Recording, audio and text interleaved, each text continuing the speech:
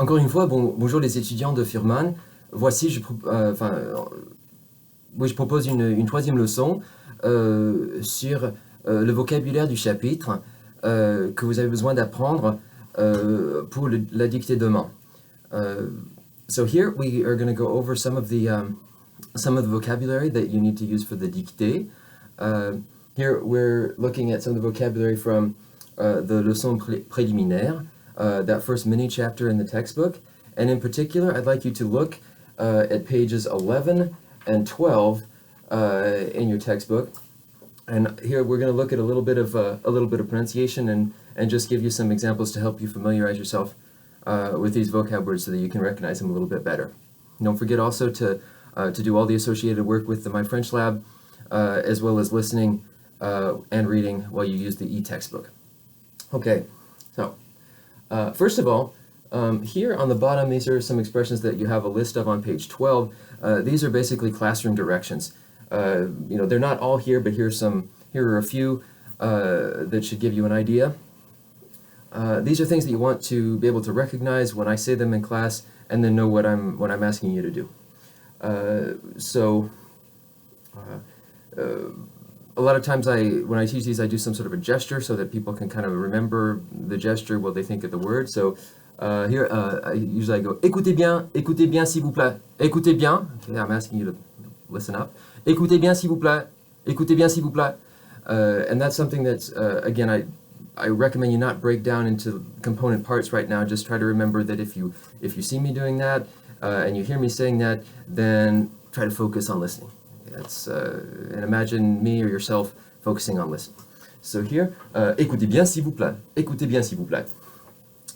Next, if I'm trying to call your attention to something, I will say regardez, for example. Regardez la feuille. Regardez la feuille. Ça, c'est une feuille. Regardez la feuille. Regardez la feuille. Regardez la feuille. Regardez la feuille. Sometimes this is the word for paper sheet. Sometimes folks have some difficulty with that one. You can break that down into two parts. So here, you can start by saying feu. We'll work on that more, but for the time being, just really exaggerate your rounded lips and say feu, feu. And then here, just make a little Y sound like y. Feuille, feuille, feuille. Okay. Regardez la feuille. Next, I'm just going to visually demonstrate this. Ouvrez le livre. Ouvrez le livre. And then this would be fermez le livre. Ouvrez le livre, fermez le livre. Ouvrez le livre, fermez le livre. Now, I'm going to demonstrate something and I'm going to say the words for it. Okay, that is prenez un stylo. Prenez un stylo. Ça c'est un stylo. Prenez un stylo. Okay. Prenez un stylo. Prenez un stylo. Prenez un stylo. Another possibility here. Un feutre. Un feutre. It's what I use to write these things. Un feutre. For example, prenez un feutre. Prenez deux feutres. Okay. Feutre. Feutre. This is called une gomme. Une gomme. Une calculatrice. Une calculatrice. And what's this again? Un livre. One important point to remember. You see how some of these say un, like un livre, un crayon, un feutre. And others say une calculatrice, une gomme. Okay? The un is what you call the masculine, and the une is what you call the feminine. When you learn vocab, this is very important. When you learn new vocabulary, nouns, especially, when you learn new nouns, memorize if it's feminine and you say une, or if it's masculine and you say un.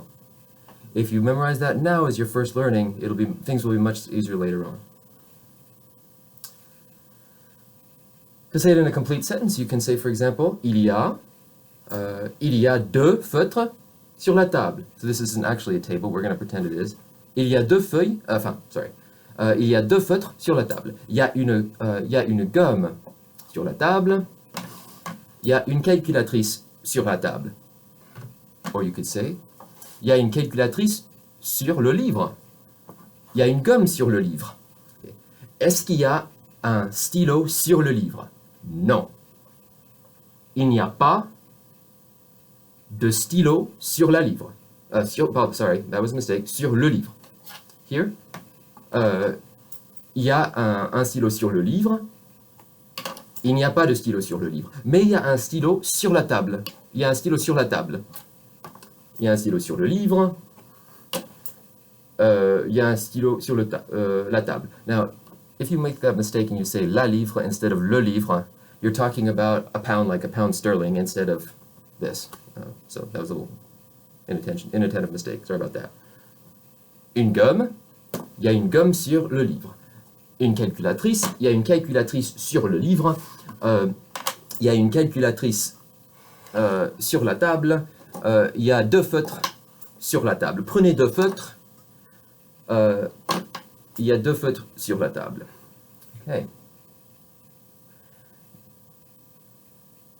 One thing, when you say that something there isn't, like there isn't any, there's none of it, then you say, instead of saying une ou un, you say deux. For example, question, est-ce qu'il y a un livre sur la table? Non, il n'y a pas de livre sur la table. Ah, but now, il y a un livre sur la table. Moving right along. Actually, you know what? I think we're all set with this lesson. So I hope you have a great time preparing for your first practice dictée, and I will see you very soon. Okay, thank you very much. Je vous remercie énormément pour votre attention et je vous souhaite une très bonne soirée. Au revoir.